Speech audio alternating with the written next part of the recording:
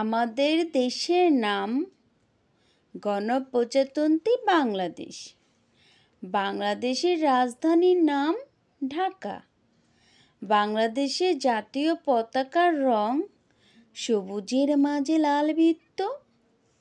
বাংলাদেশের জাতীয় ফুলের নাম শাপলা। বাংলাদেশের জাতীয় ফলের নাম কাঁঠাল। বাংলাদেশের জাতীয় মাছের নাম ইলিশ।